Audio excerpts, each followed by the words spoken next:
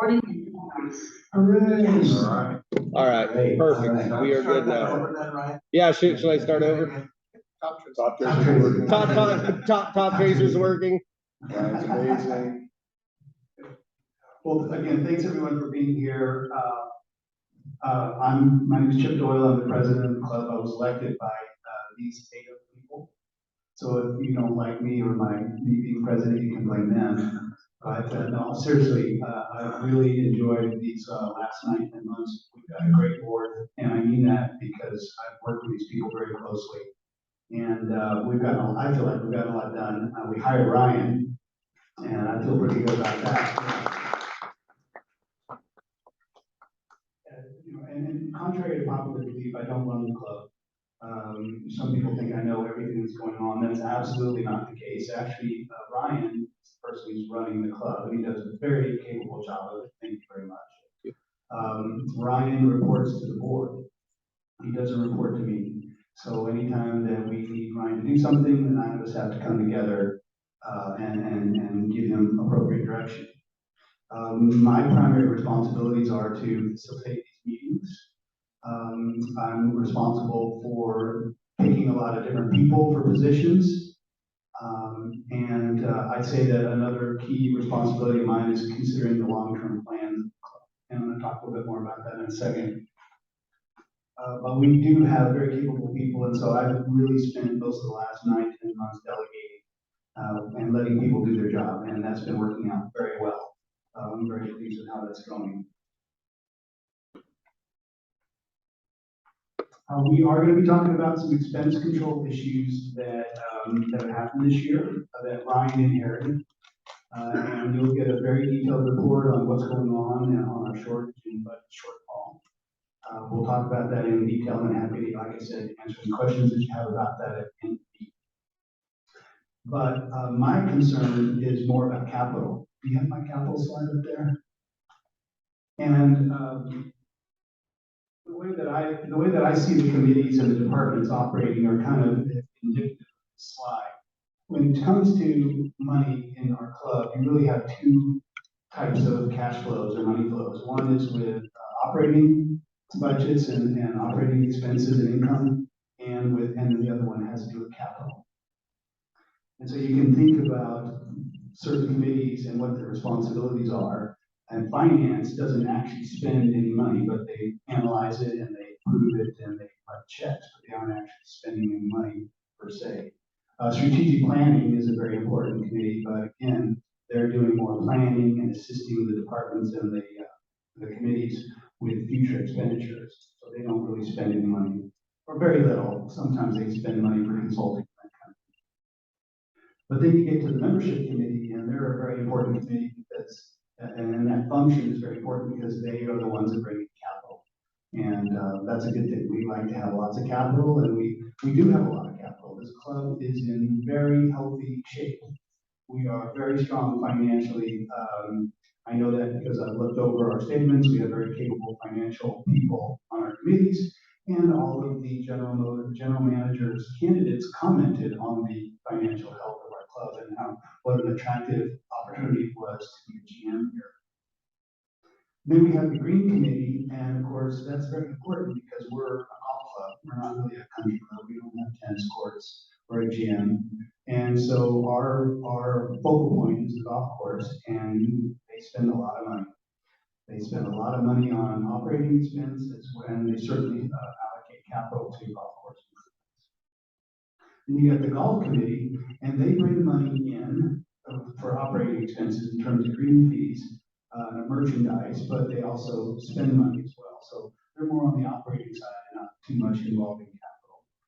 Then you have the hospitality committee, and they're similar. They are bringing money in for events. And before we had outside, well, we do have outside events. You just have to be a member to have an outside event here.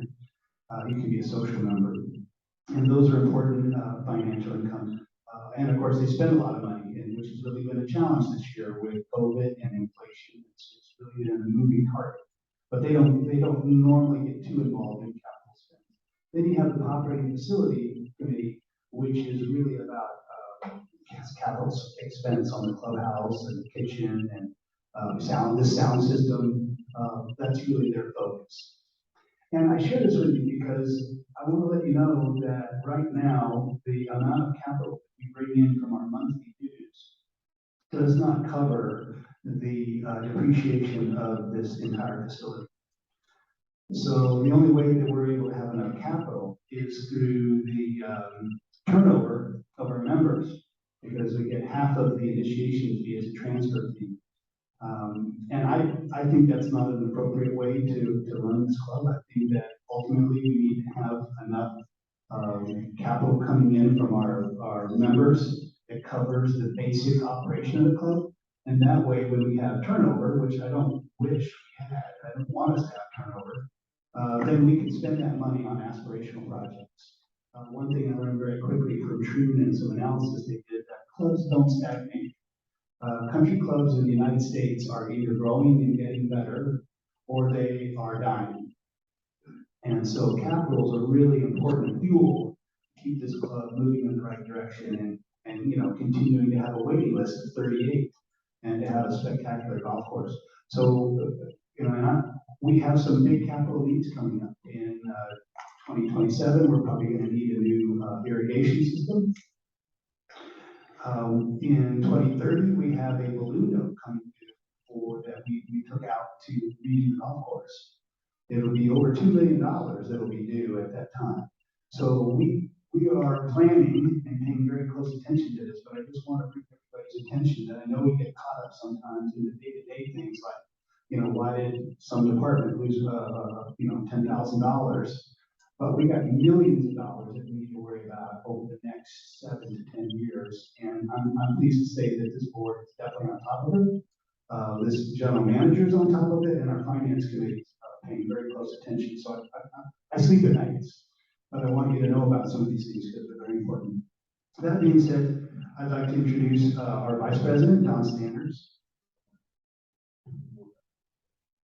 I was going to do that afterward. Yeah, so I'm going to introduce the existing ones first. This is exactly how the meetings go. Yeah. So, my right arm, literally, is Don Standers. He's vice president, and he's going to talk to you a little bit later about the strategic planning committee and some exciting projects that are going on. This is his first full year on board. Then further to my right is Adam Barrett. He's our treasurer, super helpful, very competent. And this is also his first year as a director. And then we have Steve Hall, who just walked in. Thanks for making it, Steve. I know you've been traveling. Thanks for taking time to get here. I appreciate the hustle. 35 minutes from Pleasanton to here. Wow. Oh, yeah. Wow. So much for COVID traffic. Yeah. And Steve is also in his first year, and he's jumped right in. I've been very impressed with his ability to just jump right in without a lot of training or onboarding and become very effective. And then in their second years are Steve Swanson. Steve Swanson, you want to raise your hand there? Steve is in charge as being the liaison for our golf committee, which is a very important committee, and the challenging committee, and he's been doing a great job. And he's a great guy. And then my good buddy Dan Worthington is in second year, and Dan has really been helping work with the hospitality committee and Brian Wong, and he brings a lot of energy and spirit, and everybody to a person has really enjoyed working with Dan. In their third year, and which means that this is their last year. We have, first of all, Roger Calomitas. Roger served in, Roger. He's been vice president, he's been treasurer, he's worked his tail off for this club. He's very committed to seeing this club be successful, and he's put in a lot of time, and he's going to be missed. Bill Stevens, where's Bill? There you go. Bill is he's our resident expert on a lot of things. He's got a great mathematical mind. He's been the treasurer for the club. He's been extremely helpful in doing a lot of analysis and bringing a real sense of logic to some things that before were just being managed by emotion. And he's been very, very helpful, and he's going to do this And then finally, to my left, I feel so bad. Sherry Aldinger is the hardest working board member that I've ever met.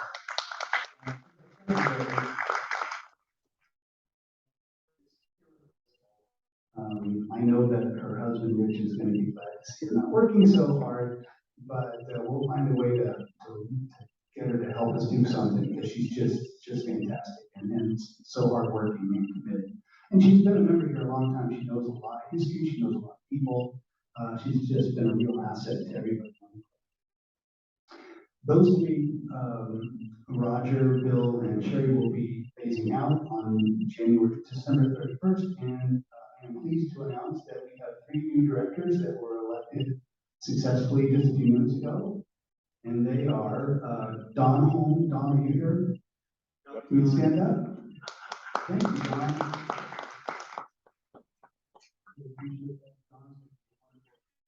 Debbie Pellegrini.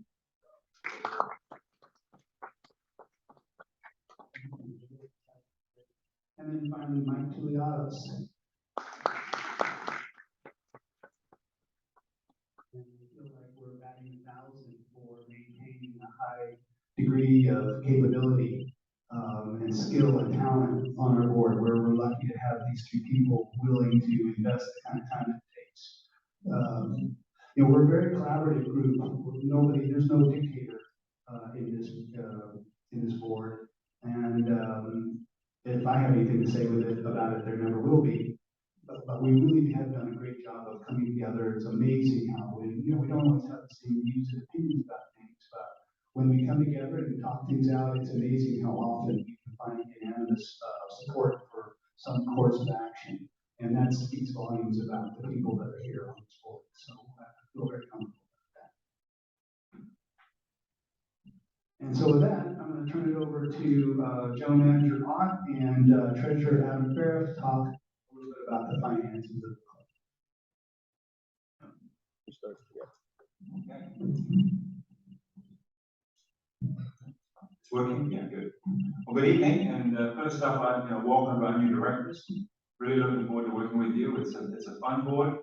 I can tell you that Chip does a remarkable job keeping us on track, and you're really keeping it fun. So it's really welcome you guys aboard. It's going to be fun. We will miss our old friends, but I know them all, and that they will still have a voice. I know.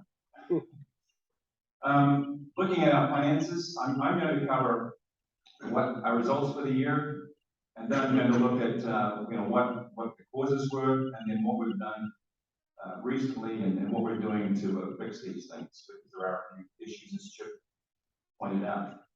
First off is the finance committee. We've got a very, very active finance committee. They're very engaged. Actually, it's the most qualified finance committee that I've been on. I've been here 8 years on the finance committee, and this group is certainly the most qualified we've had. We have a new member that was initiated on Tuesday night. His name is Doug Wright, and Doug's joining the committee. He's going to be an excellent member. He's very well qualified, and he's very engaged already in our committee. So thanks, Doug. Let's move on to our results. So I did this through August. September results are out. We're discussing those tonight. Ryan will talk about those later on in the evening. But through August, it's fair to say we had a very, very disappointing result. We started off the year really strong, but as we got into the middle of the year, we really missed the boat on a few things. So currently we're missing our budget by about $398,000, and we have a net loss of $231,000. So we had a quick look to see what this is really made up of, the key items here that are contributing to this loss or this miss. And the first is payroll. We're missing payroll about $121K through August, and this is a big part of it is a budget miss. There was an increase in vacation that was just missed in the budget, which is a total miss in the budget. Overtime wasn't budgeted properly. It was combined around the field, but we really missed the overtime budget. And the other problem with our payroll this year has been when we had the transition, our food and beverage staffing at overtime kind of got to go out of kilter. A big part of that really was just, we lacked a little management control over the top of that transition stage. and we lost our way, but, I can tell you that Ryan has brought that back under control. I'll talk about that later. Our water bill is up significantly. It's not so much the rate that's up, but our usage was up significantly, particularly in the early months of the year. So we had a very dry January, February, March, and even April. We had a very dry winter, and as such, we were watering much heavier, much earlier, which created most of this issue. I think the September results, actually, our $160,000 is going to go down. I think we're over approved by about $40,000. Water has been an issue in this year. Repairs and maintenance are up. Again, a lot of that's inflation. I think our group does an excellent job on the maintenance side. I think they do he's excellent at controlling. Stephen's an excellent guy at controlling his costs. But our fertilizers were also way up. If you follow the fertilizer market, a lot has to do with Ukraine and everything else going on in the world. But our fertilizers are probably, I don't know what they are, Stephen, but probably at least double digits. Fertilizers 4 times. 4 times up. Wow, 4 times. Gas is up, supplies are up, so inflation's had a really big impact on that side. The other item I don't want to hide is we didn't budget the top tracer lease, $45,000. That was just another miss on part of our budget process. So moving into the issues on the next slide. So unbeknownst to the board, our managers really had not been involved in the budget process in the previous year. So when we had our general manager switch, we found the managers really hadn't built their budgets and really were not in control of their budgets. Not fault of their own necessarily, it was just something we didn't know. Inflation has had a huge impact, as I said. I'm in the food business, and I do know that food costs have gone up dramatically. I mean, turkey, for example, is up 100% year-over-year. Chicken's up, it's coming back down. Beef's going up 22% next year is the estimate. So our food costs are still high. And when you're in a high inflation mode, it's hard to get your price increases and get food increases. It doesn't happen. So you typically end up taking the cost before you get price increases up in the menus. Paper and plastics are up.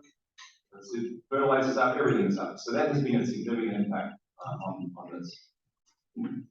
During the change, general managers really did have a little bit of lack of oversight. And it was really a critical time. It happened in April. And that's right when we're gearing up for our summer months. So staffing was going up significantly, and I just don't think we had a good handle on it, partly because of the budget. There wasn't a good handle on what we should be doing, and our overtime kind of got out of control as well. I'll address how we've done that and what we've done about that in a minute. We also had a poor audit. Our audit was not well done. There were several items missed in our audit that should have been picked up and brought to management's attention. That's really come to light since Ryan's been here, since he's dug in. As a result, we're actually going out to look for new audits this year, but that was not a good job. The good news is we do have strong revenues in both food, beverage, and bulk. So our revenue line is strong. So as we fix these problems at the bottom, we'll be looking good because our revenue is strong. The other big thing is we've had a much higher transfer fee revenue line as we've had, I think we budgeted 12 turnover one a month, and we're significantly higher than that. I think we're running 22. So that adds a lot of cash to our balance sheet. So that's really helped overcome the cash impact of our core operating results. I can report, and I think Ryan will report later, that our September results have come in much stronger, back on budget, and back under control. What do we do to address these issues? What have we done? We did hire a new general manager, and I can tell you I'm delighted Brian's here. He has a strong financial background. He's jumped into our operations and our costs. He's created new controls. He's trained our management. He's training them on how to do budgeting, how to review budgets. I can't say I'm more impressed with how Ryan's hit the ground running, and it's really started to bring things under control very quickly. They have revised the food and beverage menus. I think it's not just revision of pricing, but looking at how do you get better values on those menus. So it's a combination of price increases plus looking for better value items. We are actively looking for a new finance person. We've had that on the staff, I think, for about a year now. So it's been a long time, but Ryan is now convinced that we do need this person. When he came, he wasn't. I think now he is. I am now. So and that is a budgeted position. That's been budgeted all year.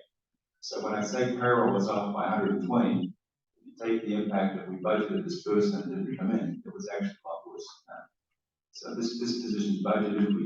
We really need it, and Ryan's really actively looking for that person. And the last issue here is we are engaging. We have started a process to get the auditors this year. Tom Yard's done an excellent job rallying the troops, and we've got interviews on November 9th to select a new group of auditors with an understanding that they'll do a far better job of digging into our financials. One last thing on the current state of the club. Should have said this, we're actually in a very, very strong position. When people look at our financials, they are very impressed with the cash we have on our balance sheet. I can't take credit for that. It really comes from the treasurers before me, starting with Roger and Bill. They created an excellent model to start putting cash away and creating reserves that were not there prior to those two getting involved. So we've actually built up a nice cash reserve on our balance sheet, and happy to keep it in that position as we go forward. As I said, much higher transfer fees. The turnover is not a bad thing. It's just as simply and most of the turnover is people leaving the club. We get retirees that move out of town. We get people move. A lot of it's moving. People move away, and we do have an older membership, and those people at some point don't play golf anymore. We've got a strong wait list. 38 people, is it right now, Brian? 38 people. So we've got a very, very strong wait list. And as I said, we've got balance sheet strong. We have very little debt compared to our peers. So we're in a very strong position. Should we need to raise capital, debt is an option for us. The bank likes us. I think BLA is our banker. I'd be delighted to give us more money and charge us a lot of interest. But we are in very good shape with the banks. And as I said, the last thing I want to make is that Brian has proved to be very strong. I think the board's very happy with how he's come on board, and the finance committee in particular is really impressed with how he is hitting the ground running, and how he's now working with Truman to improve our financial results, not our results, but our financial reporting and understanding what's going on. So that's it for me. So hopefully, any questions? We'll handle questions at the end. Thank you. It's Secretary Alderman. Good evening. I wanted to first talk about the bylaw revision project. And maybe I'm crazy, I think I am at times, but I actually volunteered for this project just because I come from a law enforcement background, and during my career in law enforcement, I was actually for a few years the accreditation manager for a department which dealt with policies and procedures. So this is my jam, and I actually like it. I didn't really like how our bylaws were done at the prior election, which was in December of 2020. I thought that they were very confusing. So this time I wanted to make them in a more logical presentation. And I'm hoping that we're going to be able to get these out for members' vote probably by the latter part of November. It'll be another election coming out on the same platform that Ryan used for our board of directors. I'm going to divide them into 4 categories. There's omnibus, which is a legal term, which is basically revisions that are very minor, just cleanup. And then there would be bylaws connected to committees, and they will all be lumped together, and you vote on them as a block. You either vote yes or no. There'll be some dealing with elections. Last year was an interesting election year. Resulting from that, we did a very comprehensive revision of our election policies and procedures. It had last been done in 2017 for the first time. So it was written in 2017 in the abstract. And then we actually had some knowledge and some case samples of why we needed to revise it, which we facilitated and revised it in April 28th of this year. The other will be some bylaws that will be standing by themselves and will be requested an individual vote on them. So expect that to come probably by the middle to end of November. Part of the, And understand that the board will want you to vote yes.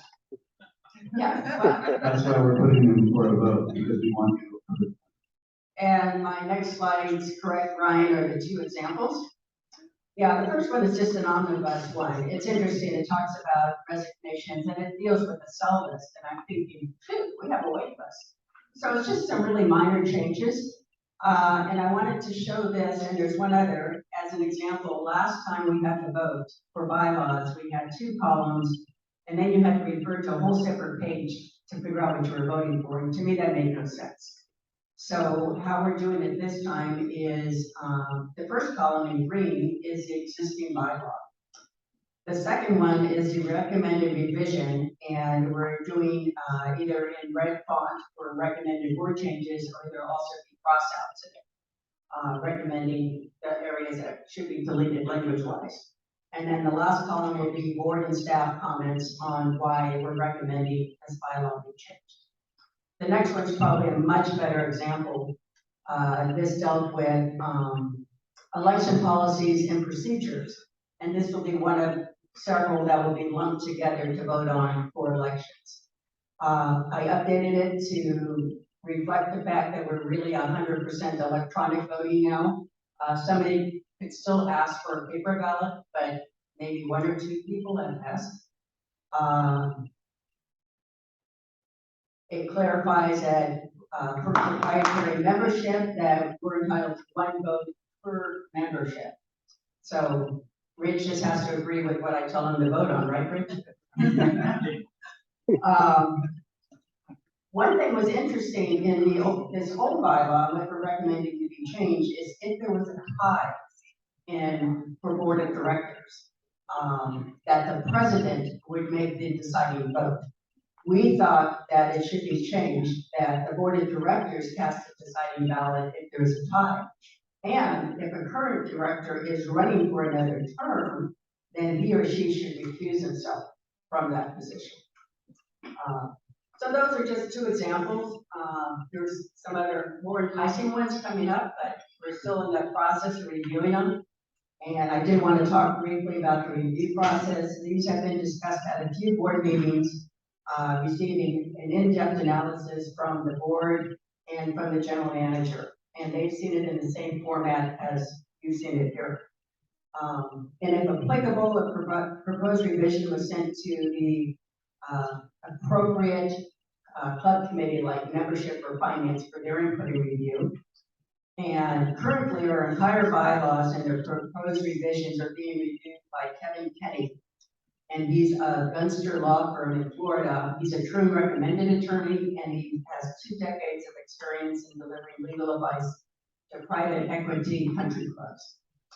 And finally, the last review process, which has yet to take place, will be a review by a former board president who's also an attorney. And as a reminder that all bylaws may only be amended or repealed if approved by a majority of those proprietary members voting. So I encourage everybody to vote when this comes forward, and probably within the next month. And it's slated for November of 2022. And my next committee report is our Centennial Committee. I hope you all have been reading our history columns that we are rejuvenating and publishing again on the Oak Tree. A little bit of background, my husband and I started doing them, I think, back in 2011, about the history of the club, and we wrote them together. And we have so many new members, I think it's worthwhile really publicizing our club's rich history, particularly with our centennial coming up in 2025. Our Centennial Club members, our committee members are great. Pam Thurston and Andrea Nagagaki are the co-chairs. I'm currently the board liaison for another 2 months and a week. No one's counting. No one's counting. Rich, Actually, I would like to remain on the Centennial. Also on the committee is Mike Hastings, Mike Cox, George Godfrey, and Deb Doyle. We had a survey done a few months ago for the Centennial, and it was published, I believe, for 3 weeks in the Weekly Approach. 253 members responded. I want to make one slight editorial comment here. I sure read the Weekly Approach every week, and I know this annual meeting was publicized in it, and a lot of other things. I had several people come up to me about this survey and said, I never saw it, and I keep thinking, do you not read your email that comes in? It's amazing what people don't read. And I also had a few people act surprised today about this annual meeting, which has been publicized. I know it has been in the Weekly Approach and other forums. So, but we had 253 members respond. Interesting enough, close to 50% of them was a club for 13 years or more. And the survey results are up there. I need to look over the survey one more time, and then I will request Ryan to put it on the club website. The age breakdown I thought was very interesting. The biggest age breakdown, or actually the survey for the gender, it's a little disappointed. 71% were male, 28% female that responded. The highest response for the age breakdown was 34.92% for ages 51 to 65. But out of that survey, it gave us some direction for where the Centennial should go. We will still be planning when it gets closer to 2025, a black tie optional dinner and dance. People express interest in a Centennial Vintage Club tournament in period attire and using hickory sticks, and there's actually places you can rent the hickory sticks from. People were not really interested in a high-quality tabletop book. Therefore, we're not doing it, and we're relying more on the history columns that come out of the edge. And there was minimal interest in a tiny capsule. And currently, the committee activities are really finalizing the club Centennial logo, which will be very specialized for the year. Planning a memory wall inside the club, which should be hopefully happening in 2023, like a nice cabinet with some displays, very artistically done. And as I mentioned, a continuation of history columns in the. And now I'm turning this over to Stephen. Steve Swanson. Thanks, Sherry. So I think I do a little better when I walk. As has already been said, I just want to say thank you to everyone you guys that showed up tonight. I've been to a number of these meetings. Usually when you get this kind of turnout, there's some kind of a contentious item in something. Somebody's here to blow our head off. So thankfully, I don't think that's the case tonight. So thanks for taking the time to be here and be a part. And Sherry's comment about people reading the emails and being aware of when meetings are, stuff like that. I embodied that when I was, before I got involved with the board and committees. All I want to do is come out and just enjoy a great round of golf and spend time with friends. And it's been really enlightening to recognize so many of the faces in the room here tonight are people who give their time volunteering, who operate in their businesses and their lives at a really high level. And all of that goes on behind the scenes to be able to make that golf experience, which is what we're about as a golf committee, really high level. So that is my role on the board. I'm the liaison from the board to the golf committee. And myself, along with Peter Mankin, who is the chair, we try to really create a fun environment where good work gets done. The golf committee in the past has been known for a lot of contentiousness, or fighting over, which association can have whatever number of starting times and blocks of times and things like that. We've really got a very cohesive group now, and I'm thankful for that. So from that, I have two key things I'm going to talk about for just a moment are what we now refer to as TAP. That was originally going to be the Tournament Advisory Roundtable. You can get the acronym work in your mind there. It was going to be TAR, which I'm so glad that you didn't go there. You still love TAR, don't you? It's sticky. It is. That's too sticky. In any case, the purpose for the Tournament Advisory Committee And I just want to give credit to Ryan and to Chip, who really were the ones that spearheaded this idea, and then the whole thing has now come together. Its primary purpose is to be able to put together a structure, by way of like a matrix, if you will, so that each tournament that takes place is profitable. In other words, not losing money, accounts for where we should be at with margins for food and beverage and how that's going to be included. The operations of the tournament, the promotion of the tournament. There's some that get a bunch of promotion and others that do not. And as a result, as was the case in this last year, one of the 6 people signed up and had to cancel. So things like that are what the TAP is going to be about focusing on.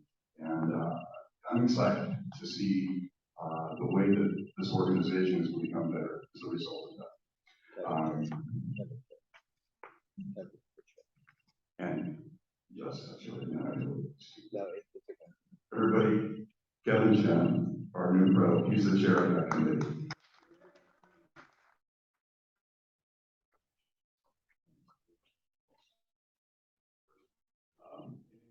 So the next just goes to demonstrating the way that this board and committees try to operate. So as Mike Rude was leaving last year, one of the communication elements that was kind of pre-scheduled to go out was a fee increase for guest fees and for card fees and card lease arrangements, some of those kinds of things. The board wasn't aware that that was going to take place as it did, nor were they really aware of what the amount was going to be. So we were a little taken aback, as were a number of other people who thankfully gave us some really meaningful input. And I realized that was back in May. We've gone through a number of different levels of analysis, and I appreciate Adam and Mike and your committee being a part of what has allowed us now to take those increases justifiably and reduce them by half. That was my goal when I looked at what had taken place. We had to have an increase. We needed to have an increase. This is a business. If we don't run that business, we have a problem. But it didn't need to be as much as they were. So now the increases have been halved for what they were going to have been. And with regard to and this is actually Mike's suggestion, the family plan. The family plan is an arrangement for immediate family members to be able to come with the member and receive a considerably significant reduction in their cost for the card and for the fee. And then I think I'll close in saying that we, as a committee now, are having 8 guests allowed as opposed to 6 per month. And a large part of that, and it's going to continue to improve, is that we've had a reduction in the number of rounds that we put. When I came on to the committee, we were looking at a possible 53,000 rounds per year, which is a ridiculous amount of golf being played. But you know, COVID did that. COVID did a lot of stuff to us. It's part of why we're struggling with the budget. COVID just blows all the doors off sometimes. In any event, now I think we're settling back in where we need to be. It's kind of fun to be able to now manage the golf experience, which is what we want to be about, as opposed to trying to manage that crisis. So anyway, I appreciate again you guys being here, and thanks. I'll turn it over. I think I'm next, Jim. Yep. Yes, sir. No, membership, Bill Stevens. I have hospitality. Pardon me? Hospitality. Oh, well, go ahead. Who do you want? Hospitality. Sorry. Hospitality, okay. Dan Worthington, I'm the board liaison for the hospitality committee. I wanted to recognize our committee members. Our chair, Mike Quigley, Danita Stevens, Michael Gonzalez, Jeff Doyle, Cassandra Gutierrez, and Nick Rocha for their contribution and effort for the club. And our department heads, best chef in the entire Bay Area, Brett Young in the back.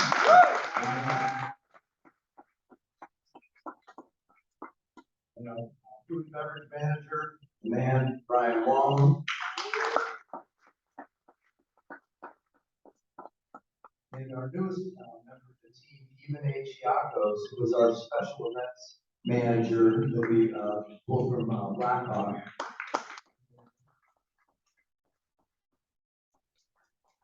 And then we wanted to include Holly and Crystal in there because according to the survey, they're 2 of our absolute Jen,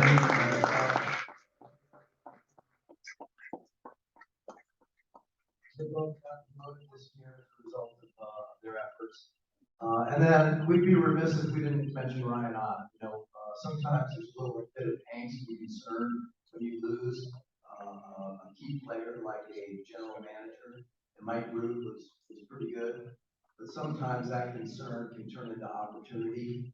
In this situation, that is 100%. We are way better off with Ryan, taking nothing away from Mike Root, but I mean, his experience with Troon, his leadership skills, his organizational skills, the things he's already finding. He does have some flaws that I wanted to bring up now, just among us.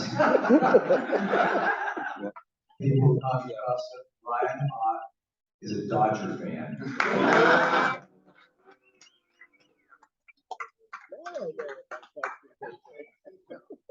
But we know what LA stands for. Lost again. So the Dodgers have, Dodgers have one world championship over the last 35 years. Giants have 3 in the last decade. But anyway, he is a Tennessee Volunteer fan, so go Vols. So we'll give him that. So some of the accomplishments, we conducted the food and beverage survey to understand the member needs and desires. And the vast majority of the people said 7 or 8 or 9 or 10, either very satisfied or extremely satisfied. So part of the reason for that is the quarterly updated menu, the daily specials, always got a lot of accolades, and the menu's been great. We were able to get the upcoming food and beverage events put on the website. That sounds like a minor thing, but it was a grind. And Mike Quigley drilled and drilled until we got that on there. But now you click on the website, you see upcoming food and beverage events. Go figure. Brian recruited, trained, and developed the employees in a very difficult market. If you talk to anybody that owns a restaurant on Walls, for instance, in the back or the beef, they'll tell you that that's one of the biggest challenges. But he's done a great job retaining them. A lot of it is from referral, so they work well together. They're close and tough, and they've got a great culture. We achieved our goal of at least 3 events per month. Some examples up there, but most of them either sold out or very well attended. None better than the 4th of July event, which was probably the best event in the history of the club, certainly the most attended.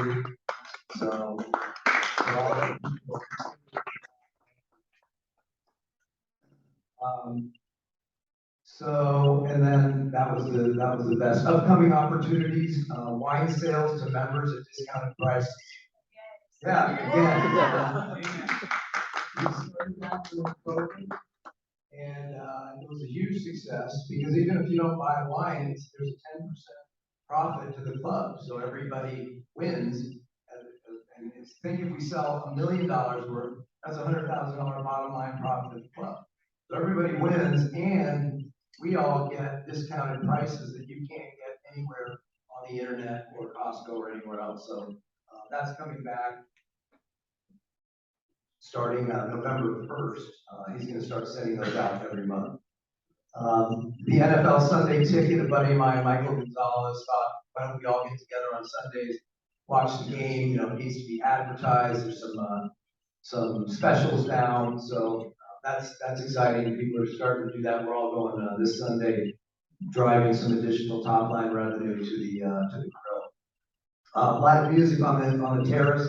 That was a popular request, and Even A has been looking into that. There's already some announcements coming out, so be looking forward to that.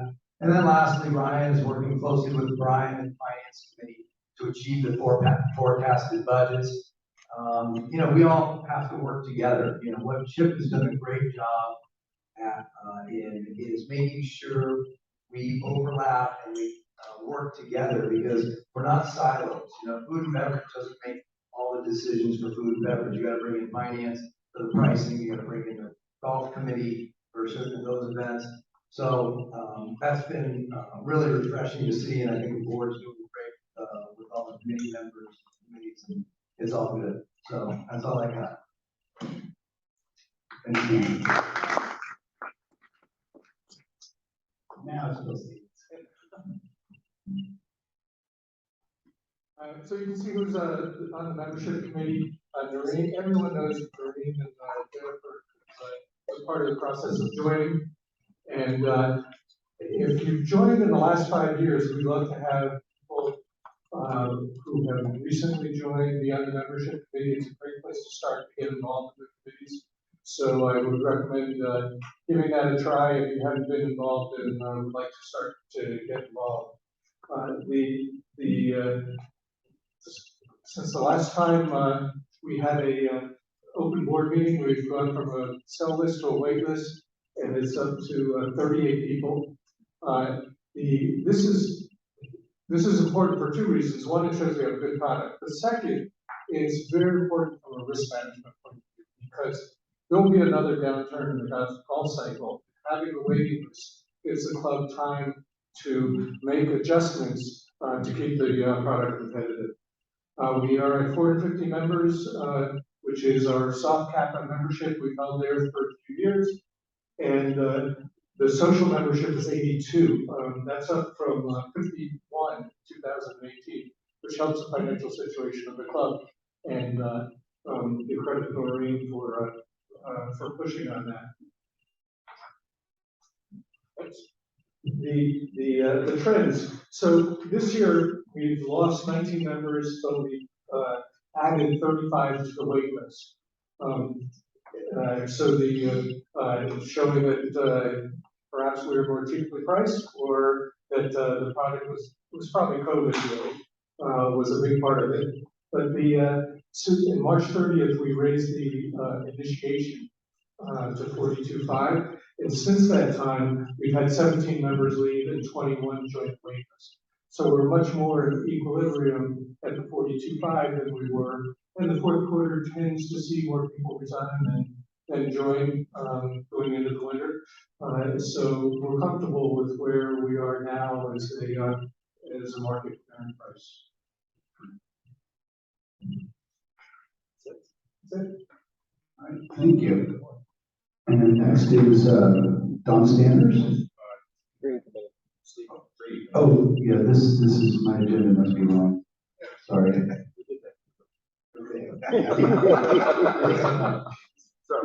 So Sorry. this is My fault. exactly how it is. And I'm still trying to decide if I'm offended that as a former treasurer, that Chip said on the Greens Committee, all we do is spend money. Well, it's true. And we're glad you do. That's right. So as everybody probably knows, the Greens Committee is focused on trying to get keep the golf course in the best possible condition and making sure that we're making great investments every year to improve it. It's not a perfect golf course, but it's a very, very, very nice golf course. The committee members are listed up here. I won't call out everybody's names. It's a pretty big committee, except I do want to give some special acknowledgement to Steve, who has a real big full-time job every day and spends a lot of time with myself and Dan Harrington and in particular, answering all of our crazy questions that you guys probably asked us, and then we have to ask Steve if you don't really know the answer to some of those technical questions.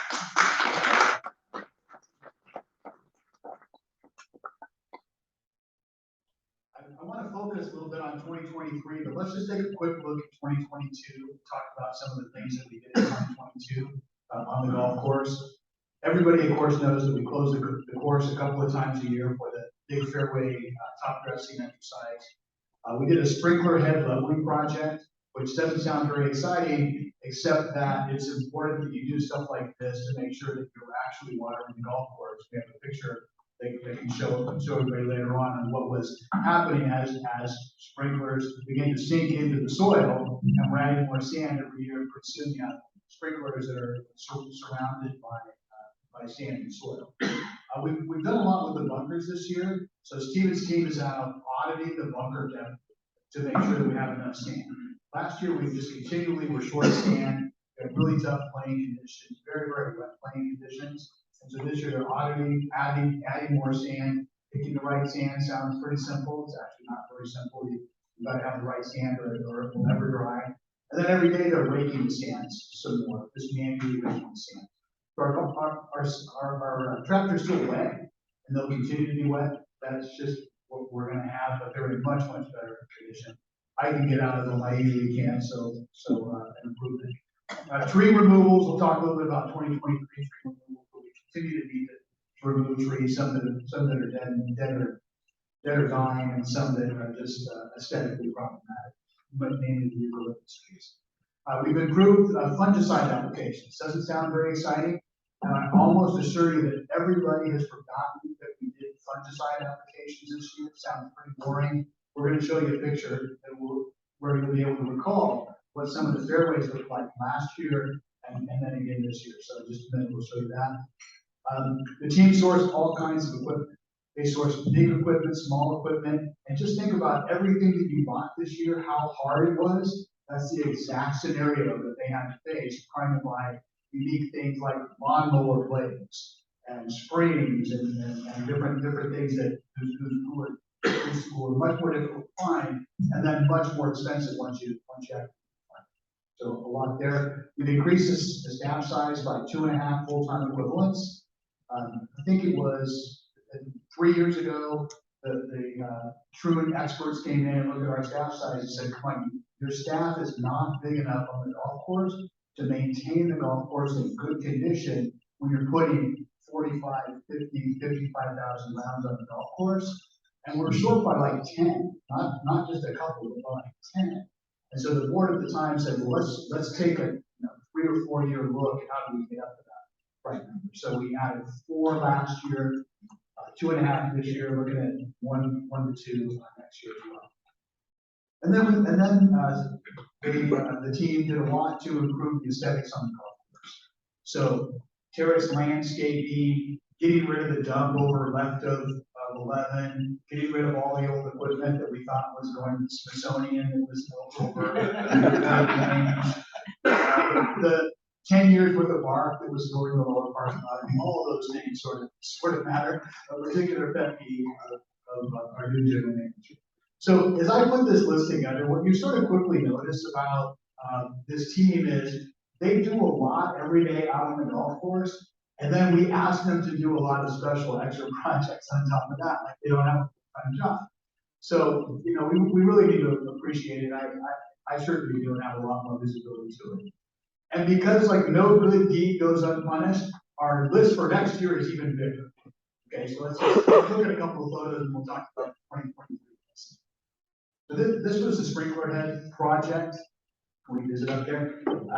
I'm told there was no photoshopping involved in this. This is actually legit. So on the left-hand side was before, where you see water just sort of cooling and not getting out, and then the right-hand side is what happens when the water is actually coming back out.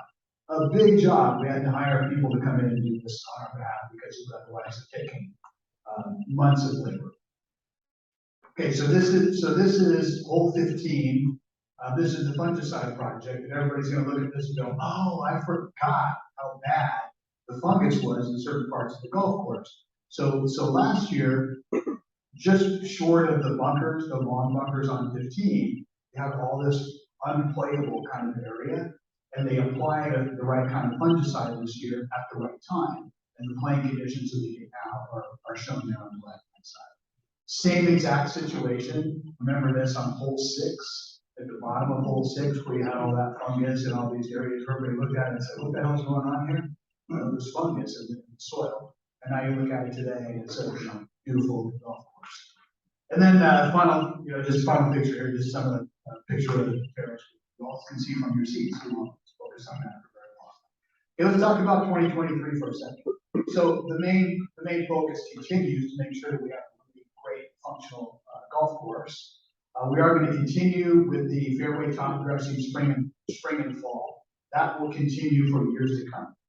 We made some choices when we did the golf course renovation, and so we're going to get the sand into the soil just a slower way instead of all once way. And so we'll close it twice a year. The fall, one thing that we're going to change here is in the fall, we're tentatively planning on an 8-day closure. Instead of a 4-day closure like we have this fall, we're going to go 8 days. Monday through Monday. Okay, so more projects can get completed during the best growing season of the year.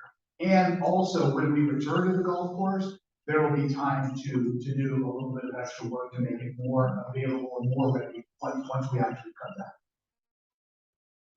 The Greens Committee will stay real close to the Tournament Advisory Committee, since one of the key focuses is to make sure that from an agronomic standpoint, we're scheduling tournaments when they should be scheduled, not in the peak time when we need to do certain kinds of applications, plantings, etc. We're looking at the canal water. The canal down here, everybody has seen. There was a time when we used to get our water from that canal, and we still have a pump down there, believe it or not. And we believe that that is a lot better water than the reclaimed water that we're using here. We're trying to figure out where it goes on the property. Does the pump still work? Does it not still work? Does the pipe still available or not available?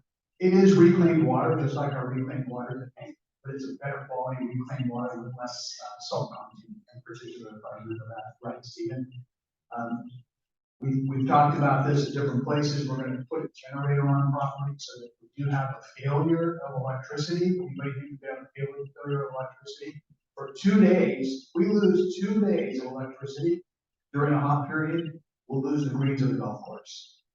Not a small problem, right? That's then means we get to use temporary greens for 6 or 8 months. So we're going to get a generator. We're going to do some tee resurfacing and add some drainage. So we have a lot of our tees just getting cleaned up, right? You look at number 1 here, for example, and you'll notice a few things about number 1. First, it's really, really small, right? So that's kind of a problem. It was designed for about 15,000 rounds of golf from the actual size, so you can't move the tee around. Everybody goes to the same spot every time. We've tried to resod it, done different things. It always comes back looking like it does right about that. So we're going to take 1, 4, 14, 17, and we're going to returf those, probably using a Bermuda grass, to see if the Bermuda will hold up better than the rye today, to see if it'll deal with the crappy water that we put down on it and with the traffic. It's no harm if it doesn't work. Replant with rye afterwards. We have to probably raise. Also, if you look at these tee boxes, they're sort of catastrophic failures, and there's a problem all the time. A lot of them have drainage issues. They're downhill. The water, the salt water, comes down and settles in on them, and that has the effect of killing them all the time. So we'll probably need to raise some up and/or add drainage around. Tree enhancements and removals. So this year we will continue to remove some eucalyptus trees, primarily focused on number 7 by the road. So by the tee box out on the road, where the tee down there is also often problematic because you don't get sun. And then the second thing that we're going to do, which I think will be a major enhancement, a lot of people know this, is all the big heritage oaks. We're going to trim those back a lot this year and thin them out. They become really overgrown, and then they risk breakage, falling, etc. So we'll take care of those. Stephen plans to develop a tea nursery. So we have a greens nursery, a bent grass greens nursery already over in that same area. We're going to put a tea nursery in, which is just a rye grass nursery. So if you're playing the course lately, you notice a lot of areas where we lay down sod. So we're going to grow our own sod. And the advantage that we'll have is it'll be here and ready to go, and we'll grow it at a height where you can actually put it in and begin to use it pretty quickly. So when we bring in sod today, the reason why it's a low dot for 1 is because the growers usually grow it this high. Well, unless you want to play with fairways this high, you have to every week cut them back down about a half inch. So you have to circle them and stay out of them for a month or so every period. So if we grow our own, we'll keep it at a low level so we can try to get to a plug place. Anyway, a couple more things. I'm taking too much time. I apologize. So first of all, let me just finish with, we ask a lot of the team. They're working on a lot all the time. Please appreciate who we have. We have a really dedicated, well-led team who's very responsive to the requests that we make all the time. And remember also to do your part, right? We don't do a very good job of repairing belt walmarts on our own course, which is always surprising to me. Sanding the divots, keeping the carts out of the rut. The carts aren't supposed to be driven in the rut, kills the rut. So we gotta do our own part. And also remember that when we do anything significant after the closures, for example, we're not looking to improve the course for next week. That's an improvement that is for 1 month from now, 6 months from now, 12 months from now. So it does, there are a lot of criticisms around the club, pretty much every club has it.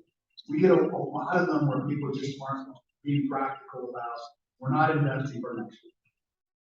That's not what we're trying to do. We're trying to invest for the much more. Great job to the committee members. Thank you. Thank you, Ryan.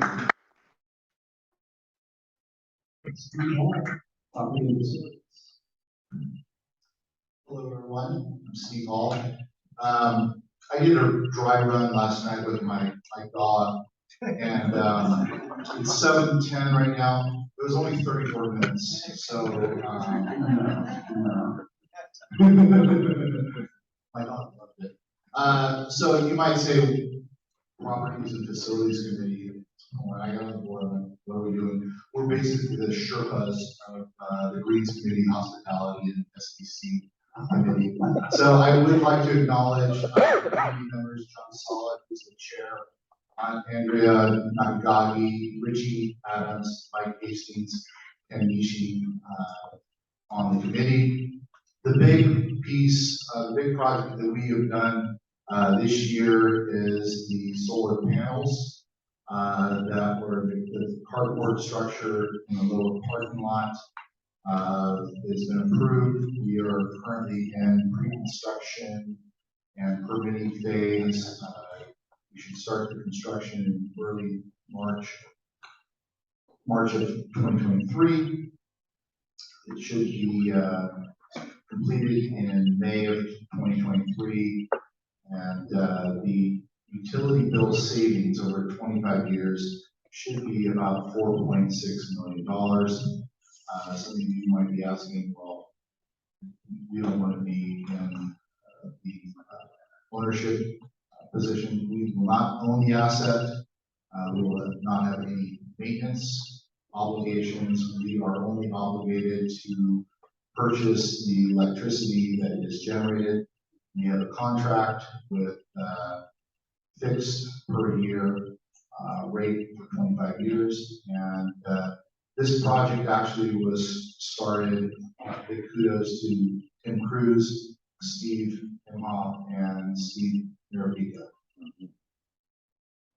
The people will actually want to park in the lower lot now because they'll have the shade of their vehicle. You're taking the employee parking away now. Yeah, The other couple of things that the Properties and Facilities Committee have done, I know everybody really enjoyed the bunker bathroom where it was and what it was doing. We're improving that. So there's a refresh there. Thank you very much to Brian Ott for finally getting that done and pushed through, as well as the kitchen equipment, $36,000 in new equipment included. Great. yeah, and I want to commend Steve and John Sala. That committee has really been reinvigorated this year. Thanks in no small part to those people. And they're really, I'm excited about the things they're doing. They're bringing a new watchful eye to the club, and you'll start to see things in the terrace and the flower beds and the bathrooms and so forth. It's very exciting to see this group working functionally. So thank you very much. All right, and finally, Don? Yeah, I'm getting a little feedback here. Is better? Lenny's on stairs. Fire alarm. Oh, it is? Okay, it wouldn't be complicated. Anyway, I've been, my family and I have been members here for about 15 years. It's been absolutely terrific. Now you can hear me. So it's been terrific 15 years here. My family's been involved in the club a fair amount. My son played junior golf. My wife was was very, very active at the club in a lot of different committees. She was the club president for a period of time, which was terrific. And I was often called at that time Mr. Elizabeth Scanners, which is, that's still good with me, by the way. But anyway, let's get on to this. People ask, what does the strategic planning committee do? What we really do is we follow the vision and mission of the club. Which we intend to do is position ourselves to provide premier golf experience in the area. We know what our key assets are, we know what our value is. So to work together with other committees to come up with a plan that makes sense. Remain a mid-price club, but continue to advance the club in a manner in which we can be competitive and continue to be the premier club, the golf club in the East Bay. We do that all by keeping in mind we want be a mid-price club. So this year's been really interesting in that we've been more collaborative, I think, with the other committees, deliberately bring folks together. The committee itself consists of really experienced people. John Waltz is the former president, is our current chair. Carl Campos was the former president also. Paul Jansen, David Gray, and Paul Schweibens were all involved in the renovation of the club a few years ago. So there's a lot of talent.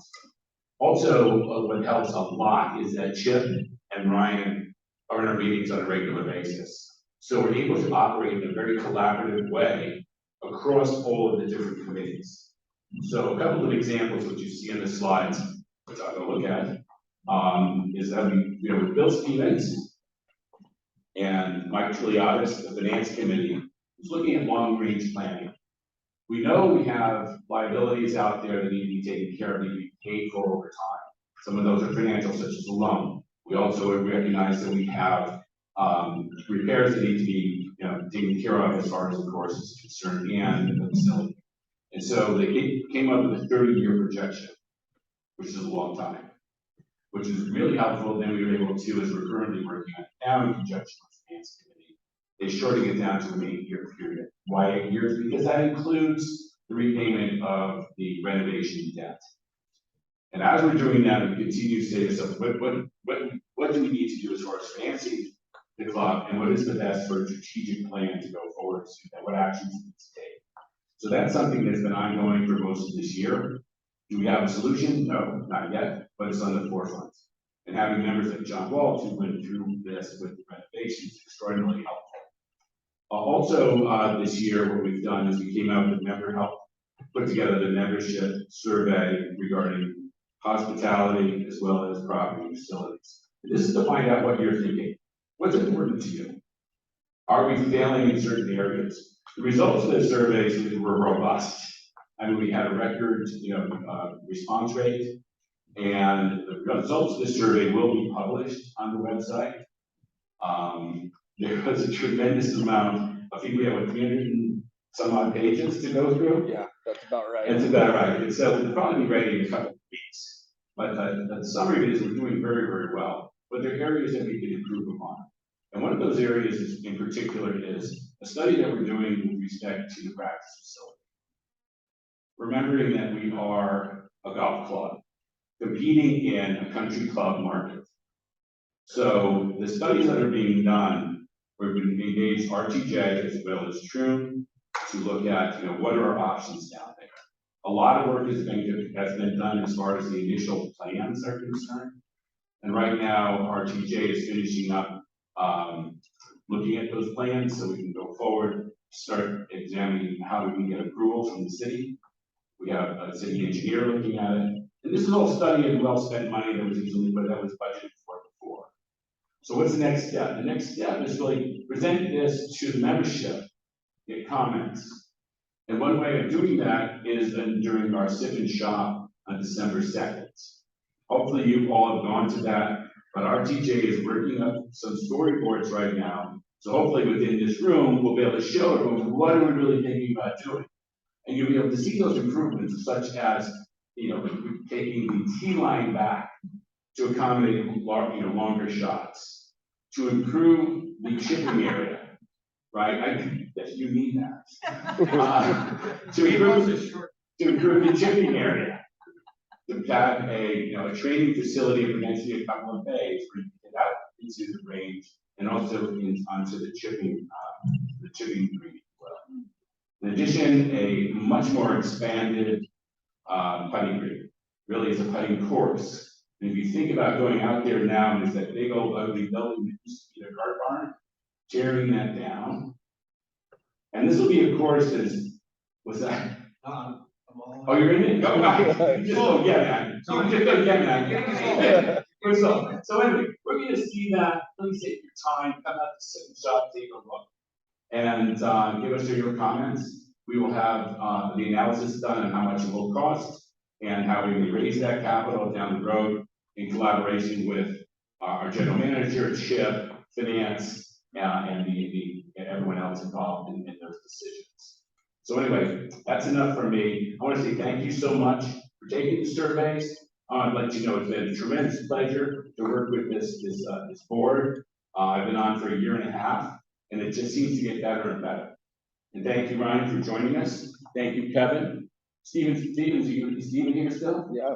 There you are. Steven is integral to what we do. There we go. Exactly. There we go. Well done. So we think of our committee, it's very collaborative. We're talking about things that involve, of course, Steve, John, you're there telling us, giving us your advice. Always welcome. John, again, thank you so much for heading out the group, and look forward to moving ahead. John. Can't emphasize that enough, but we've got a great board of directors, we've got great committee chairs and committee members, and most importantly, we've got really capable staff. And it makes our job a lot easier. I'm really feeling very good about the direction of this club. It's a good place to be a member. So now we're going to move on to the more traditional items on our agenda. We have items that we have to approve through the consent agenda. And I want to alert the directors that we have an addition to the consent agenda. That is the approval of the new member of the finance committee, Doug Wright. Doug is also on my botch team, and he's very good. So with that, are there any concerns, or do we have a general consensus to approve the consent? Okay, so very good. The next item on the agenda is for the board to approve the recommendation of the golf committee to alter our golf guest fees and our cart fees. So I'll turn it over to Steve Swanson. Yeah, thanks, Chip. So I know as a board, we've been discussing this since the original increases came out, and we've actually already agreed on this compromised increase. So what we're doing right now is formalizing that, and we're incorporating the other elements of junior golf, 9-hole arrangements, those kinds of things, which are all commensurate with the other, it's kind of funny to say a reduced increase, but it is a reduced increase, thank you very much. So that's where we're at, and again, thank you for voting on this in the past, and that will make it absolutely official. Yeah, and I just want to emphasize, this is something we've already covered. There's no change from what the board originally discussed in the direction we wanted to go, with the exception that they dotted some I's and crossed some T's with some details around junior golf and what was the other one? Junior golf, and then some of the 9-hole stuff. And the 9-hole stuff. So yeah, this should be a rubber stamp. So with that, is there a general consensus to approve the golf cart and guest fees as submitted by the golf committee? Yes, okay, good, general consensus. Thank you. Thank you. There's no other items requiring more discussion today.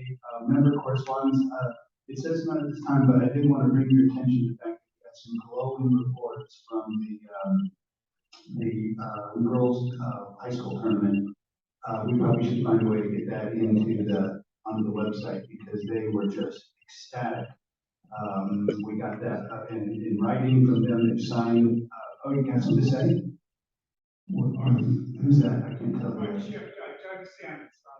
Oh, there you are, Doug. Sure. Most of you guys probably know my son, John Scott. I'm not a golfer, but I'm good enough. But your son is. My son is a golfer. But anyway, I'm the head coach of Monty, but I was also the tournament director for the Just Cal Girls Diablo Athletic League Golf Championship that was held here last Monday. And I wanted to first of all just thank Roger Chalmitos for kind of getting this whole thing started. Wouldn't have happened without him. Roger, thank you. And then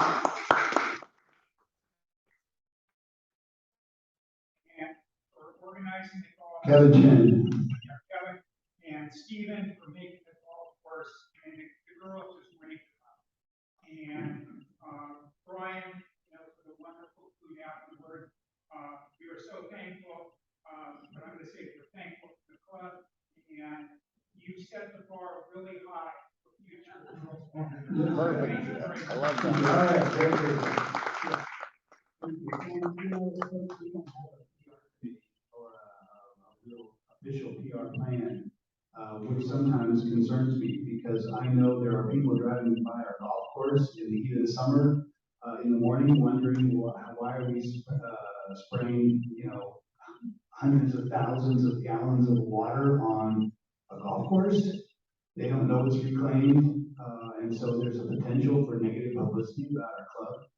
And we need to be aware of that. And I think these kinds of events that we're talking about here, we need to do a good job of having a more positive impact on the community, the perception of the club, and ultimately even potentially on the number of people that want to be members of our club. So I really appreciate Kevin and Ryan and Roger for doing what they've done here. This is a good thing. So with that,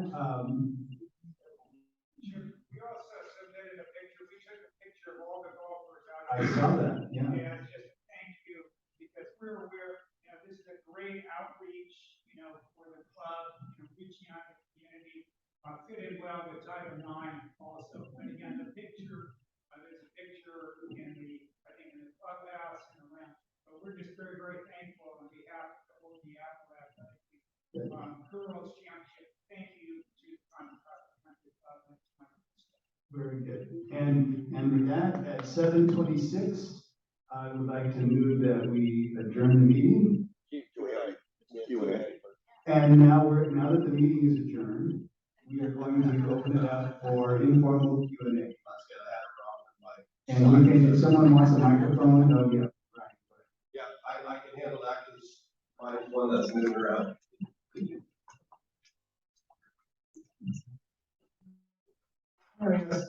About trim. What do they usually month to month? How much do we pay them? And when we hired them, we were promised savings in both pro shop merchandise and on maintenance supplies. How much do we save a year by their purchasing power? But really important, what do we pay them?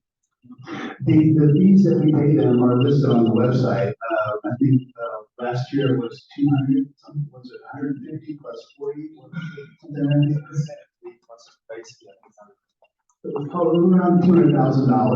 Adam, it's in the audit, right? Yeah, it's all in the audit. Yeah, right. In fact, I just happened to look at that this morning, purely by coincidence. And I'll let some other people weigh in on this question, but I would like to emphasize a couple of things. Yes, they do get us discounts and access to things that we wouldn't be able to have. Equipment, we have a lot of purchasing power with our vendors because of Trim.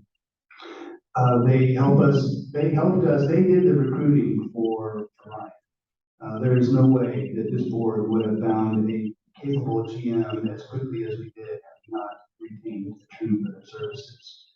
And we also paid them a fee for helping us with accounting. And I think we could get more value for that particular fee, and we are, and actually Ryan's made some pretty dramatic changes just in the last month to make that happen. But I would tell you that from a purely HR standpoint, it's worth it. It's worth it. But I'll let some of the other folks weigh on that because they'd be more familiar with the actual price discounts and so forth. One of the other things about Troon is that we have to recognize is that the value they bring to us vis-a-vis agronomy, their knowledge, purchasing power is extraordinary. So from my perspective, having been on the green committee and a lot of time with Stephen and all and Harrington, is that it's the expertise in agronomy in such a difficult microclimate is it's something that this club could not do before, and detail visibly prior to trim. Yeah, I'll kind of touch a little bit on the numbers, so a little bit on my background. I spent 17 years with Trinity. I took a 3-year hiatus.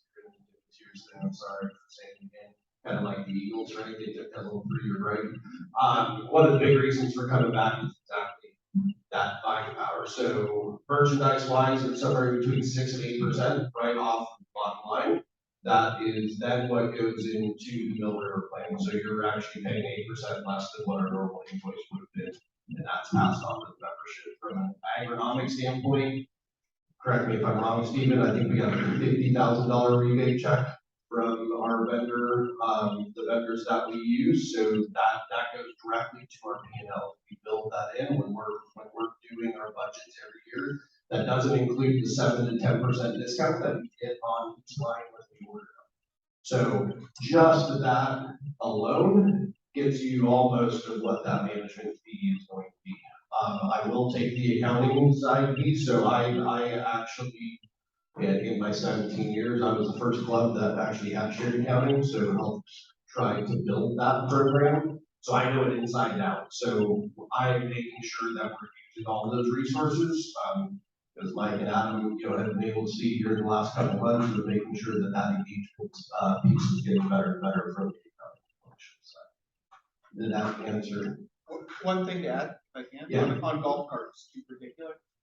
So we renewed our golf cart lease this year, and I was involved heavily with both Easy Go and Club Car, and asked them specifically, what's the trim discount we're getting on these? So we're buying through the trim platform. I believe it's 15%, and that's on a 12 to 15 month back order. We're not offering discounts. So maybe 3-4 years ago, there was a discount to that.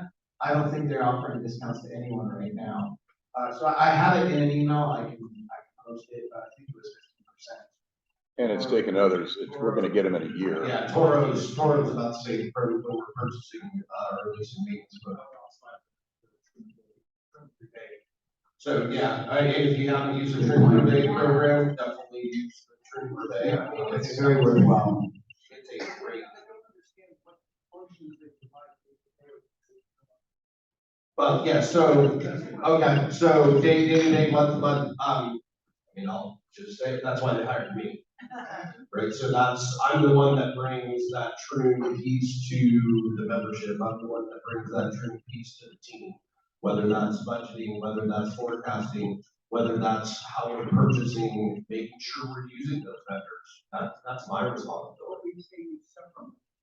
Correct, well, that's, you pay me to operate the club, but from a trim perspective, all of those discounts and everything else that we get from golf carts to Toro equipment to the merchandise in the shop, to the food that we purchase through US Foods, all of those pieces, all of those have discounts to each one of those items that's then passed on to you all as members. Mostly they're buying. So.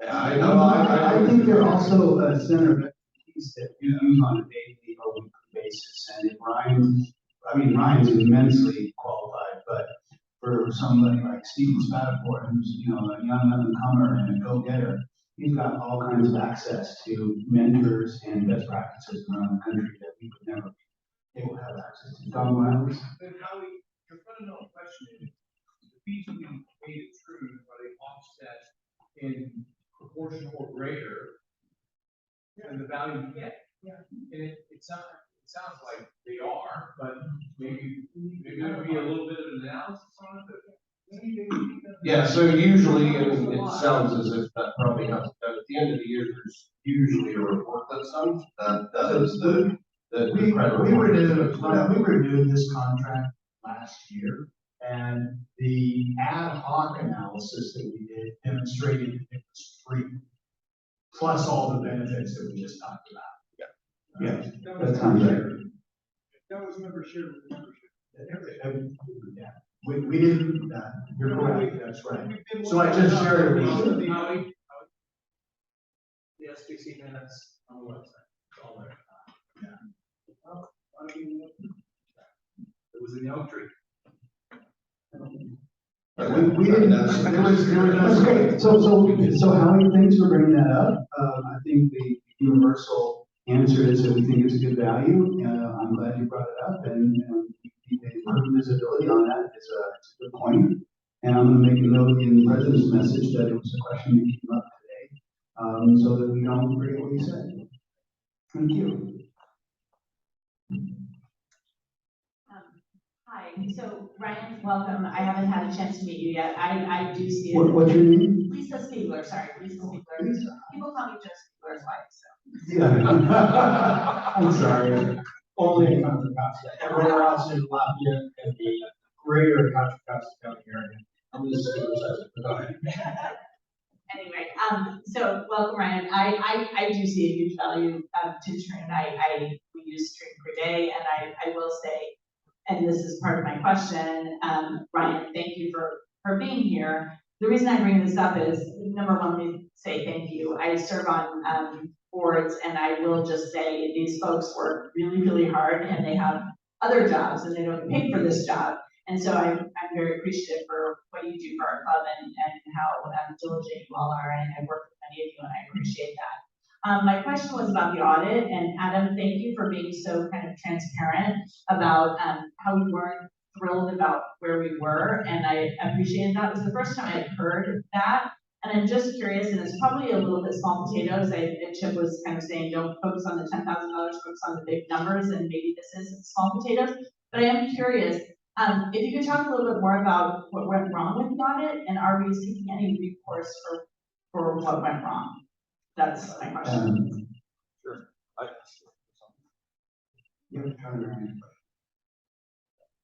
Sorry, yeah, I can answer that. So, part of the audit problem was that our prior general manager was not very responsive to the auditors. I can be honest about that. They made many requests for information which he didn't provide. I got pulled into making Mike give them information in the end. He left the club before the audit was finished. And so I had to jump in with Mike T and try and get the information to get the audit finished. So it really wasn't all their fault. But there were several items that popped up, probably in the last 2 months, Ryan, since Ryan's been digging into our numbers, that they just totally missed. We had receivables that were way over 90 days that we didn't really, there was no visibility to the committee on these receivables. Totally missed in their report. We had misrecording of items, like we had leases that weren't in the right place. They had misrecorded items all over the place, so that the coding was, Ryan's fixing all that coding, but the coding was terrible. So we've got income in the wrong places, we've got expenses in the wrong places, and they really they just missed it. And there was, I don't need to get into too specific, but there was a fairly significant gap. It's nothing, I don't think we can go back and really get financial compensation for them. I think they have enough, they can throw enough back at Mike Rood not doing what he should have done, honestly, to get this done. So it's just unfortunate, but we've got Tom Yard looking at 3 new audit firms, and we'll do a much better job creating an expectation of what we're looking for. Good information.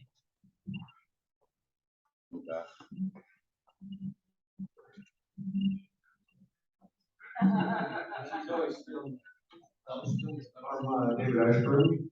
I've been a member since 2000.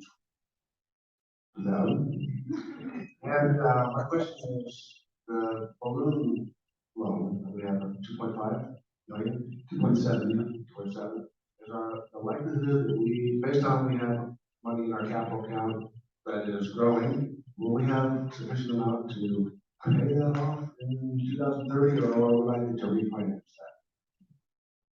The short answer is we're going to have to do something.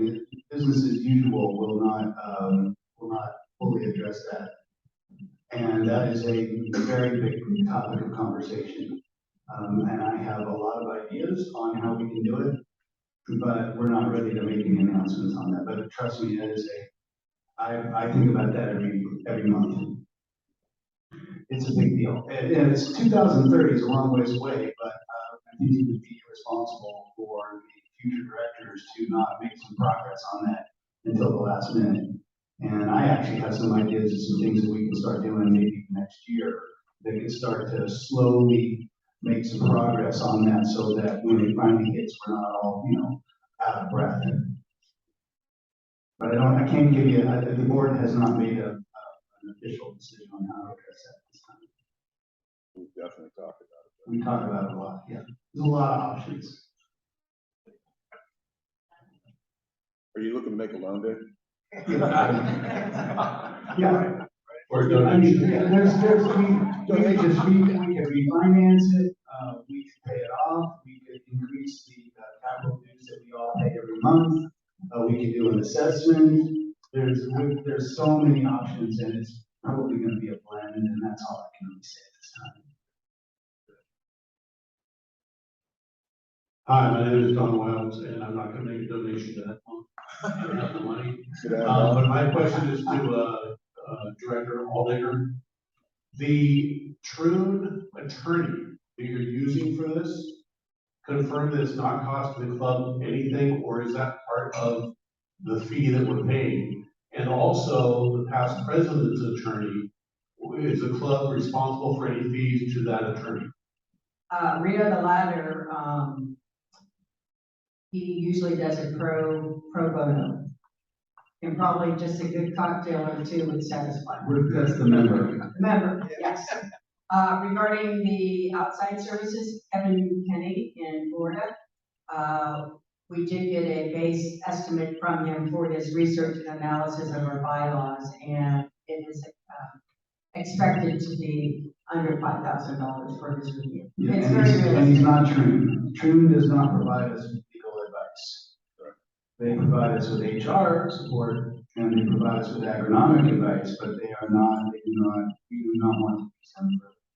And I sent them the complete package because I am trying to keep down attorney's favorite words of billable hours. Right. He's working with us, he's good. Thank you, good question. Anybody else have any other questions? I see somebody, Joe?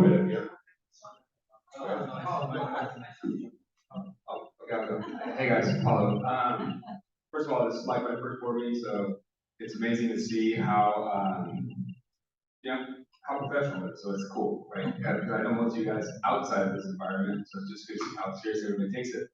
I said there's a couple things that struck me as interesting and opportunistic at the same time. One is, and Chip, I think you started the conversation when you were putting up your operating costs and expenses and everything else, and the sheer fact that our monthly dues does not cover or none, right, to keep this place open.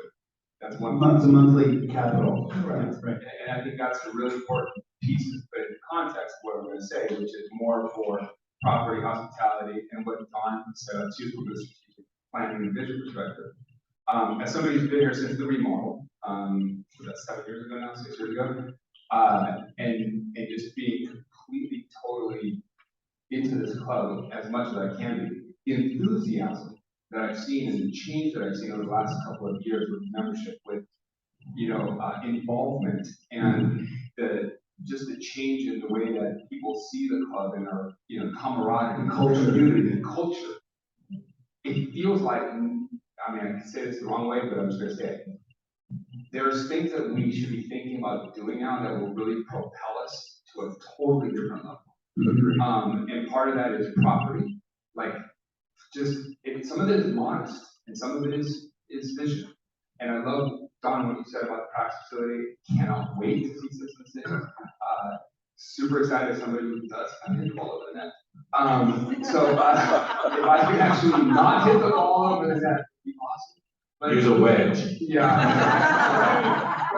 And so I'm super excited, but I'm more at the vision level, right? It's more like, it's not the day-to-day that it's really like, what do we want to be? And where are we going? And what do we want to become? We talk a lot about being a golf club versus a country club. And I don't know if it literally is just pickleball and a gym that defines those two things. John Walls is smiling because that very specific question is discussed quite frequently. And Ryan, this one. And so, I never met you, but goddamn, you're awesome. And so, but this is the kind of stuff that I think it's almost like we have this moment. 38 people want to join here. Yeah. 38. I know. Let's go. I mean, like, and I don't know if that's part of this discussion or if not, but it's more just, I can tell you on behalf of like our community and our friends, you have a very enthusiastic group of people that are ready to It's like an go. extended family. Well, but they want to push it. I think now is the time, like, fucking let's get the skywalk going. Let's do the shit that we need to do that will really change the dynamic of the place. And I said this last week. It's not a cost center, it's a revenue center. If you do the right things, we generate money. You wanna know why? Because we wanna hang here. We wanna come here. We wanna be here, and we wanna stay here after we leave playing golf. Look, I go to Sequoia, I go to Claremont. I don't know if those people ever go home because they're dicing, they're playing, they're dinnering, they're communing, they're meeting there. And I feel like we have the most kick-ass golf course in the entire Bay Area. Now we need the social piece to go with it. That's it. That's a great point. That's a great point. I think one of the things we talked about in strategic planning and going forward is let's be great. Yes. Yes. But smart about it. Yes. Because we have a lot of members that, are not as enthusiastic about that, but let's be great. Yeah, and I'll say the same thing, if my team can reiterate that. First off, thanks to my team for being here. I know it's been a long way for all of us. But no, that's our focus. That's exactly our focus. The goal is 4 events a month. I know their goal is 3, our goal is 4. You're gonna have that kind of flow, hang out, come in. You're gonna have that kind of meeting range. That's high end. Your wine dinners, those types of events. So that's coming. I know even Nate's like, holy crap, right? But yes, that's that focus that we've been talking about internally, and as we're building the budget for next year, that we're almost done, I promise. That is built into that budget. So the fun part is built in. I think I said that in the hospitality that they actually need to be the fun committee. That's the goal. I actually don't know Paolo, but I really like what he's saying. Actually, to be honest, and I want to reinforce and emphasize what he had to say, but first I wanted to start with, like, what a refreshing point we're at. A year ago, let's just be honest, where we were from a board leadership and where we were from a club leadership is like night and day. So like, thank you. I'm so glad. I know there was a little bit of a comment about Stephen with, Troon's mentorship. There's no question that exists. But Stephen's like a Northern California guy. Ryan, who's great, is an Arizona guy, and Stephen has got our club and the course in immaculate shape. So I want to thank him. Extremely impressed, Kevin. Limited time here, so I feel awesome about where we are. But I really want to echo what Paulo said and just express the enthusiasm there is at the course and in the membership to think big. And I'm really struck shit by what you said at the outset, which are clubs don't stagnate. They either go up or they go down. And I think there's 2 or 3 critical pieces that are missing. And fundamentally, the first is the community that we want to create. We all like each other. It's a great membership. I remember when I joined, actually, I didn't even think I'd be asked to join. Because I'll tell you what, Lisa and I, we were hosted we had just moved to Northern California. We were hosted by, very graciously by the Starons. I was a little bit worse than I am today. And I was horrible. And we played, we get in the car, I said to Lisa, I'm running on this. I'm like, all right, Lisa, what's the next club on the list? Because there's no way these guys are gonna invite us to join this. And I say that because, honestly, Adam and Angie were like one of the first couples we played with as well. It's just an amazing community here. And there's an amazing community on the course, and we need to bring that to the overall environment. And the infrastructure of this club right now is not set up to do that. So I love the fact that we have the NFL ticket. But wouldn't it be better if we had some kind of square or rectangular bar with TVs in which to take in NFL Sundays where people can hang after the round? I love that. So I'm not doubting that this very membership, is very cool. I just, again, want to lend, because this is an opportunity for you to hear, in this format, from the membership link. There are 100 people like me that want to replicate the amazing experience we have on the course into this environment, which will create incredible revenue and opportunities in a wait list that will be 3 times what it is today. I can speak to the board and tell you that we are very happy to hear your and how those positive comments and excitement. No, really, because we have the sort of same vision, and we put many hours of volunteer time into this club, and I guarantee we wouldn't do it if it wasn't because we had a vision similar to what you guys are talking about. So it's great. Thank you. Hey, Jeff, it's me again.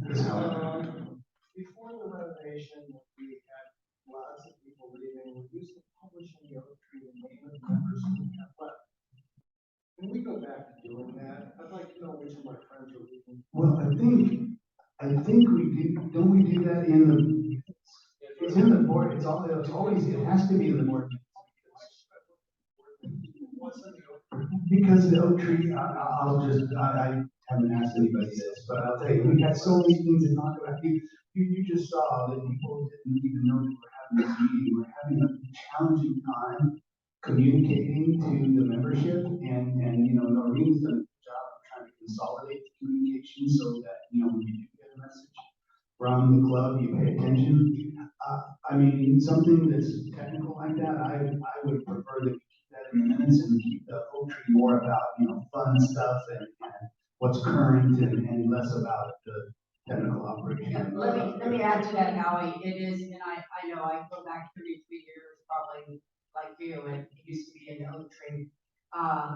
For a while, we did have a real void of information. Now it's kind of an in-between status. It's probably not the greatest thing, but it is on, not the board minutes per se, which are published usually by the Monday following a meeting, but it's in the manager's reports, and that's where a lot of people read those reports. Used to be, welcome these new members, and then one sentence underneath, and here are the people that have left, we wish them the best. Well, I'll take it under advisement. I thank you for the comment, and we can see what the general consensus is on that.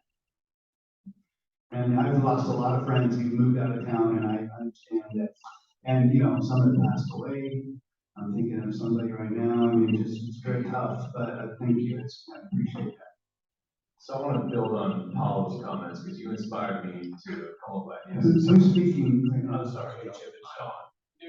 Oh, Don. Oh, Yeah, you're right there. Sorry. I know, it's I gotta train you. So somebody who's been married she would describe herself as a golf widow. She feels very excluded from the world of golf. Yeah. There's all these amazing events we participate in as golfers, yet there's this great opportunity to potentially tee off at 1 p.m. and then include the spouses in an amazing after party fun shit. I think that's kind of what you were saying. Spouses. And I agree with that. My wife would be 1,000% in on that. And it's yes. Okay, Don, you're not the first person to bring that up. Okay, sorry for the. Again, I love the fact that, we're getting support for some things that we've been talking about. Because, sometimes we worry about these meetings being, more negative and complaining, and this is very uplifting to get this kind of feedback. I'm really happy. Thank you. Yeah, Don, you might have just got yourself on the fun committee. So just remember. Oh, yeah, I'm gonna get Paolo's email after this. Yeah, he's getting on the fun Open committee. and Paolo told me on Tuesday he wants to be on the committee, so. Because he's got a lot of free time. Dave Samara. Dave, hey. Guys, first of all, thank you for all you do on the board. You're all volunteers. Thank you very much. I appreciate what you do. I've been a volunteer many times. I know the time has to be put into this. I'm going to be part of the silent, not so silent majority here to echo what Paolo and Joe and others have said and feel about the strategic planning committee and where we're going with that. One thing I didn't hear in there was, are we going to do anything with the locker rooms? Second question that I have is, when I joined a country club, or excuse me, a golf club, I walked into this place and understood there was free shoe care, which was really cool. I put my shoes up there, that was really cool. COVID took that away. I also like to enjoy this club with a variety of friends around here, some that can afford this place and some that can't. And we used to get some chips prior to COVID. Now, it sounds like our rounds are coming down quite a bit. And maybe it's not a free chip that we get through the year that we just get, but maybe it's some sort of discounted level to bring some folks out here. We'll talk about that. Some of the local people that own shops around here. Ron's got that. We're writing it down. I'm not, we can't make any promises, but we're hearing that. Yeah. Some of these topics are immensely controversial. And have been talked about quite a bit already. Shoot here, we've already done some conversations. Certainly, just came up and I think 2 committees this week, so, yeah. Any other questions? My team, any questions? No?